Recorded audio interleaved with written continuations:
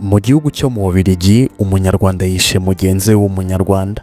Diaspora y'abanyarwanda ba mu Bubiligi yatangaje inkuru y'akababaro y'urupfu rw'Umuhire Jeanne D'Arc, umunyarwandakazi we n'umuryango wa diaspora yo mu Bubiligi wishwe n'umugabo we Celestin nawe ukomoka mu Rwanda. Bombi bari batuye mu mujyi wa TNN aho umurambo wa nyakwigendera uri mu buruhukiro mu gihe hagitegerejwe amakuru arambuye atangazwa n'inzego z'umutekano. Mu butumwa bw'ihumure bwashyizwe ahagaragara na GEDEON ariyo Vice Perezida wa diaspora mu gace nyakwigendera yabagamo, yavuze ko iyi nkuru ari igihombo gikomeye ku muryango wa nyakwigendera no ku banyarwanda bose ba mu mahanga. Yagize ati twese nka diaspora yose yo mu Bubiligi twifatanyije n'umuryango wa Jeanne D'Arc muri ibihe bikomeye. Turabasaba kwihangana no gukomeza kugira umutima wo kwihangana muri aya makuba atunguranye. Polisi yo mu Bubiligi iracyakora iperereza kuri urupfu mu gihe gahunda zijyanye n'ikiriyo n'ibindi bikorwa byo gusezera kuri nyakwigendera bizatangazwa mu minsi iri imbere. Abanyarwanda bo mu mahanga hamwe n'inshuti za nyakwigendera bakomeje kugaragaza ubutumwa bwo kwihanganisha we yasize, bakanemeza ko bazakomeza kubashyigikira mu bikorwa byo kumusezeraho bwa nyuma. Jeanne D'Arc Umuhire ndetse na Celestin umugabo we babanaga kuva mu bihe bya COVID-19 kuko nibwo babanye ubwo umwaka wa 2021 bajya kubana. Umugabo wundi yahoze afite undi mugore ariko baza gutandukana akora divorce ashaka uyu Jeanne D'Arc.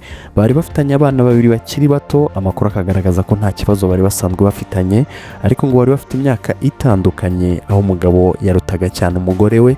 Yewe na nyirasenge w'umukobwa ngo yabwiraga umugabo ko amutwaye akiri muto, rimwe na rimwe hagira ikiba akamubwira ati wasanga ari iby'amaraso y'abato atije ubyihanganira. Mu ijoro yamwicayemo rero uwo munsi umudamu we yari yagiye mu Bubiligi ajyanye n'undi mudamu, nuko asigira umugabo abana kuko hariya nta by'abakozi. Umugabo ngo abana baramunaniye ararakara cyane arabisha, agera aho ahamagara nyirasenge w'umudamu uri i Kigali aramubwira ngo ihangane, aramukomeza nuko amusaba yuko umudamu nahagera baza kuvugana. Uwo mudamu yageze mu rugo saa 2 z'ijoro.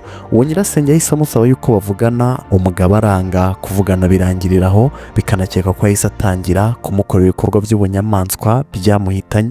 Bukeye rero Celestin yahise ajyana abana mu irero ry'abana, asaba uhakora kumuherekeza ngo abanza kunyura mu nzu amaramo nk'iminota 10, nuko ajya kwitanga kuri polisi. Ageze yabwira abamuherekeje ngo uzanderera abana, nuko ahita amenya ko yari kumwe n'umwicanyi wikoze mu nda. Uyu Celestin yaramaze iminsi avuye muri Hollande cyangwa se Pays-Bas aho yari asanzwe atuye, nuko yimukira TNN mu Bubiligi ariwe yahise yicira umugore we.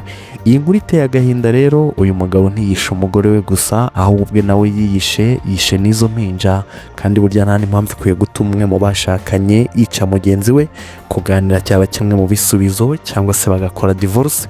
Nubwo abazi bavuga ko nta bibazo bari basanzwe bafitanye, hari abavuga ko wasanga inyuma y'amarido umugore yari yaragowe. Byibutsa abantu ko mwamuba mu Rwanda mwamuba hehe, ntuzabane n'inyamaswa kuko aho waba uri hose yakurya. Bino uko hari abumva ngo bariya bari muri diaspora bakumva yuko babayeho nk'abamarayika, kandi inyuma y'amarido ingumi zishobora kuba zivuza ubuhuha.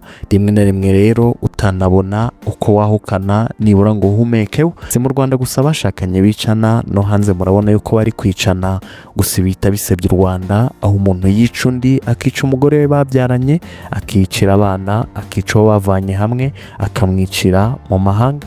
Bavandimwe, niba uri umugore ubanye n'umugabo mu makimbirane cyangwa uri umugabo ubanye n'umugore mu makimbirane, igendere mukore divorce, hato utazica umuntu cyangwa se nawe akakwica. Bamigani yo kuvuga ngo niko zubakwa. Reka hungisha amagara yawe, hunga kuko iyo umuntu apfuye burya apfa wenyine, abandi barakomeza bakabaho, bakarya, bakarera abana babo, bagakomeza imishinga yabo, ariko wowe usigira amarira n'akababara bawe, abo wibarutse ukabatera urushyi, ubuzima bwawe bwose bukaba bigira iteka. Ngabo nawe bazaba abana b'imyaka 3 asize bakaba babaye imfubyi, nta mama nta papa kuko yazakatirwa burundu. Basigaye mu gahinda rero gakomeye. Uwo mutabanye neza rero funga amaso wigendere, kuko burya ibikomere by'amakimbirane byavurwa, ariko urupfu rwo ntirugaruka. Twasoza twihanganisha umuryango wa nyakwigendera, tunamwifuriza kuruhukira mu mahoro. Ubutabera ubwo bukaba buzatangwa. Ngayo nguko duhure mu bindi biganiro.